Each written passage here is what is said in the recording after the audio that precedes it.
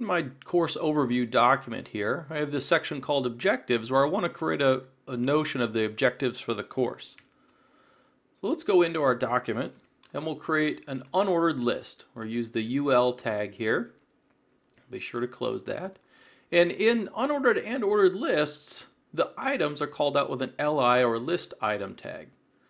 So we'll go in here and say we want to explain the fundamental concepts of HTML. We'll close the list item and we'll add some others just so we actually have a list. And if we save that list and refresh, you'll see that that gets rendered out as a bulleted list with those various items on there as block level items. So even if I put these things on the same line, we think about the rendering from previous modules, you'll see that as I refresh, they still end up as a list on their own separate lines. It's really looking at that markup, not the white space and the flow that we have there. So that's a pretty simple unordered list. Let's go back now, and under our outline, let's create an ordered list. So here we use OL for the ordered list, and here we want to create a list of items that have a sense of order, which means they're going to have tags in the front that are going to provide numeric or alpha sorts of order. So we still use the list item. So we might put an introduction. We think about the course, talked about text elements,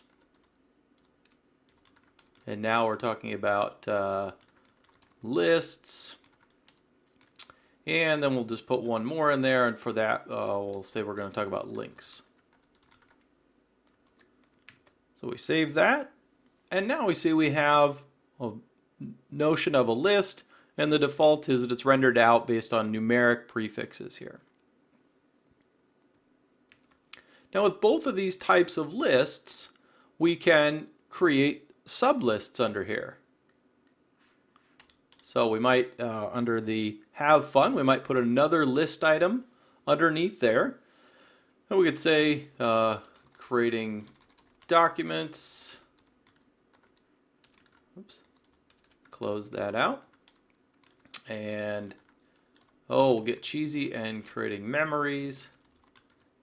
Now, right now, I just have these as list items, but really what I want this to be is a sublist. So I'm going to put another UL tag there for an unordered list, and we'll nest that in there. So underneath have fun as a list item, notice we don't close that list item. We consider this other unordered list as nested underneath there, and then we close the have fun. So we'll save that. And now you can see we have a sublist. It's indented a little bit more for the rendering. It's changed the bullets to look slightly different, so we can see that that is a sublist underneath there. We could do the same thing for our items here. So we might come into lists. We'll open up that list item, and let's do another ordered list in there. And so we can do a list item, unordered lists, ordered lists, and definition lists.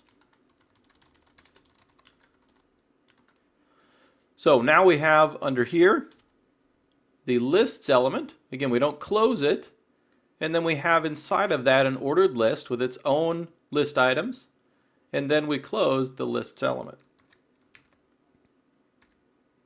So now we get another sublist in order using those numeric characters. Finally, if we want to look at the notion of definition lists, then we can create a new list out here, and I won't make you watch me type this one. We'll paste that in. So I have a DL, or a definition list, and in here I'm going to have a definition term with the DT tag, and then a definition, which I realize is kind of redundant, but that's the definition of that particular term. Let's put a little header over here. We'll call it terminology. save that, and now we'll go back out to our browser. And if we look down at the bottom, you can see there's our header.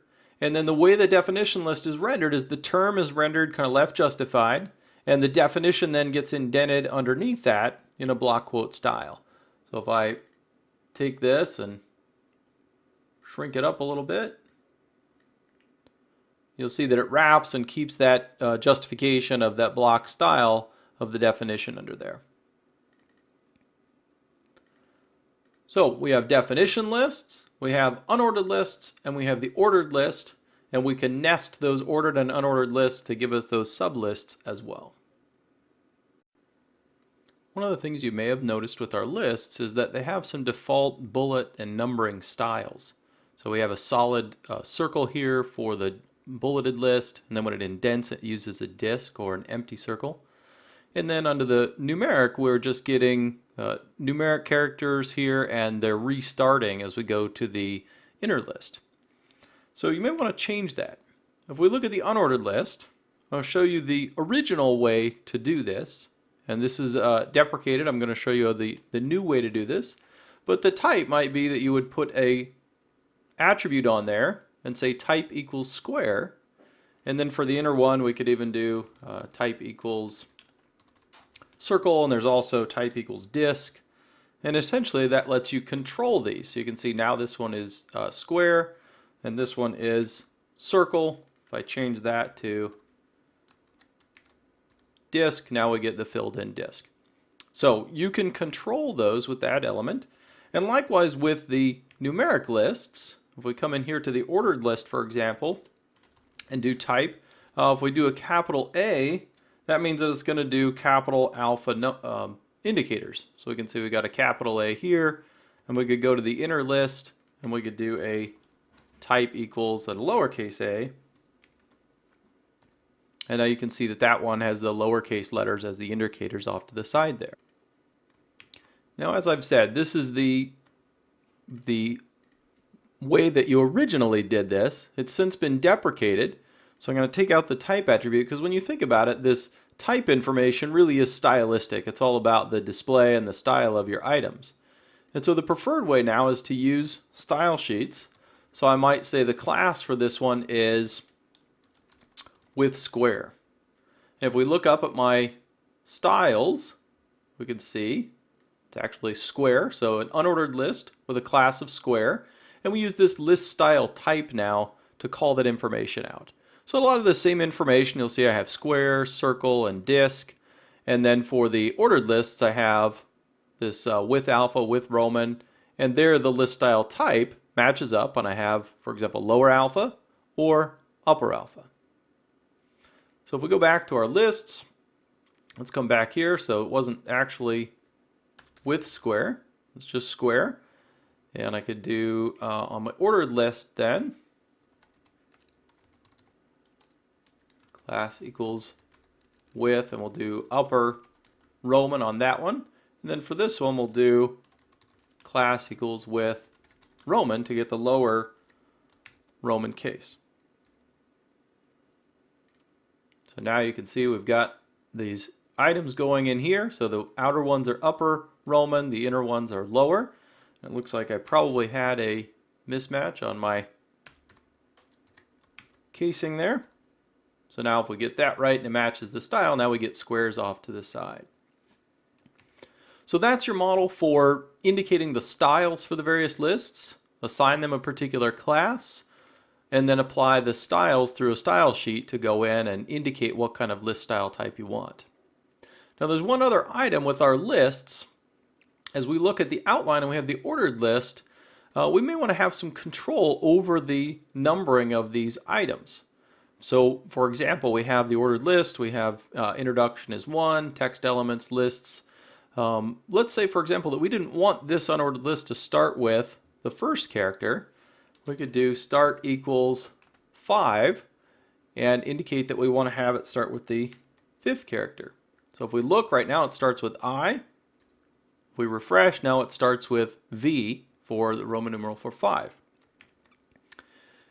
Now, this is where things get interesting, because the start tag is available, and there was also a value attribute that you could set. So you could change things around. Both of these elements are technically deprecated in HTML4 and XHTML in the strict document type definitions. I happen to be using the loose or the transitional items here, and so I am allowed by the specification to use those items in here because I've said that I'm using the loose or the transitional, and that means, as we know from our first module, that it's okay for me to use deprecated items. Browsers are going to know that I might use those things. HTML5 now brings these things back in. So these aren't necessarily stylistic, they're more about the order itself. And so you'll see those being available to start the list or to give a list item a particular value. In this module, we've seen that we can use lists to display organized information, either in an unordered or bulleted fashion, or using the ordered list, using alphas, numerics, or Roman numerals to organize our elements. We also saw the definition list for laying out different terminology for definition terms and the definition data. And we looked at the styling of lists to more appropriately apply the numerics or the characters used for bulleting rather than using the deprecated type information.